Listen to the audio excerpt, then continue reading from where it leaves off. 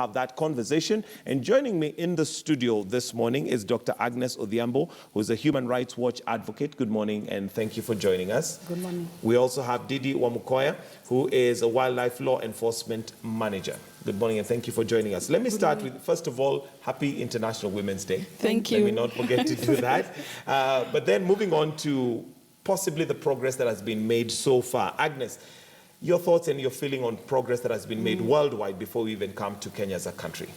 Yeah, I know the statistics there you say are painting a grim picture, and there are challenges. But really, I think we have made progress on women's rights. I mean, we have women voting, which never used to be the case before. We have women vying for political office and holding very high-level political office. We have more women going to school. We have, in some countries, almost gender parity in education, although mostly at the lower levels. We have women running businesses successfully. We have women as head of corporations, very successful businesses. We are seeing fewer women dying as a result of maternal deaths. When it comes to issues of land and property, we are also seeing progress in that direction. So I think, yes, there are many challenges, and in some cases, the situation can be very grim. But I think we are really making some good strides. And also, let me not forget to mention that women are not relenting. There's a strong women's movement which keeps pushing for these advances. All right, we'll come to the challenges in just a bit. But Didi, do you agree that there are great strides that have been made, or do you differ?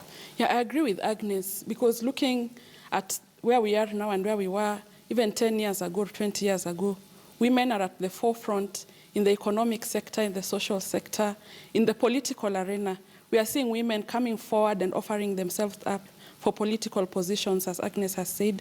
We are seeing women as CEOs in major companies, although we do not have enough women in the boardroom as we would want to have, but we are getting there. I think we are making strides in the right direction. In the right direction. Yes. All right, then maybe what are some of the challenges that possibly you would say? First of all, you are a law enforcement manager, yes, which predominantly was a male-dominated area. Exactly. What are some of the challenges that you have gone through as an individual just by virtue of the fact that you're a woman? First of all, it is people accepting that a woman can be in uniform and be in law enforcement. It is very difficult for women out there in law enforcement.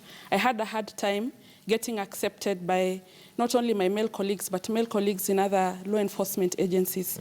I was the prosecutor, wildlife crime prosecutor at KWS for 7 years, and I set up that unit. So I had to go out there and introduce myself, introduce the unit, and say, KWS is now prosecuting wildlife cases. And so I had to go and meet law enforcement officers, police officers. I had to meet judicial officers. I had to meet prosecutors. That time, the prosecution was largely staffed by police.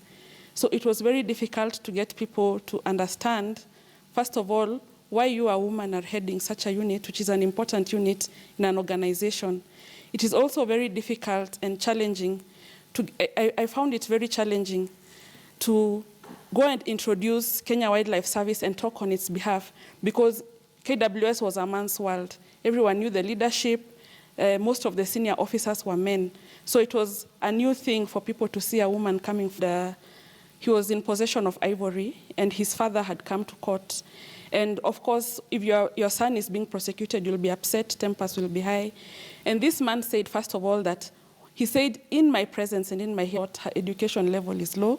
Then he also thought, why is this woman presenting my son's case in court? Because the court prosecutor there was a man, and I was there as a woman, being a special prosecutor for this wildlife case. So, okay, I felt very bad, but I have to do my job. Yeah. At the end of the day, you've got to do what you've got to do. Yes. I'll come back to how you actually overcame that, and maybe for other women who are possibly behind you in terms of getting jobs that maybe would be viewed that way, yes, what experience you have and what you'd share with them. But let me hear from Agnes. Do you have a similar story where maybe you are victimized just because you're a woman as a lawyer? Well, I'm not a lawyer. Okay. Oh, you're a Human Rights Watch activist. Okay. Advocate. I work on women's rights and I advocate for women's rights. Well, the experience I remember was when I was going to do my postgraduate studies in South Africa. It was quite expensive. I came from a humble background, so my father was, planning to sell a huge chunk of land to send me to go and do my postgraduate studies.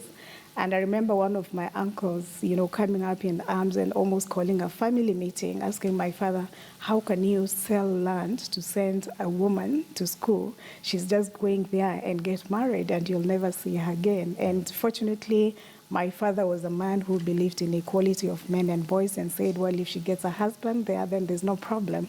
And I was able to go and do my studies. But in the course of my work, I find all sorts of, sexist attitudes about what women can do and what women cannot do, or the place of women. So it's something you experience as a woman. Some of it is overt, so others is, very, very subtle, even in our workplaces, in the public. Yes. Okay. Yeah. All right, Didi, what experience would you share with other women that possibly helped you overcome, that would help them now, should they face a similar or something, yes, a similar challenge like you did? I think for all women, you should be confident in your achievements.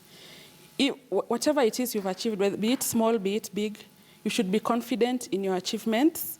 Don't let yourself be intimidated by anybody out there, because the intimidation will not only come from men, but also from female colleagues who do not understand why a fellow woman is where she is.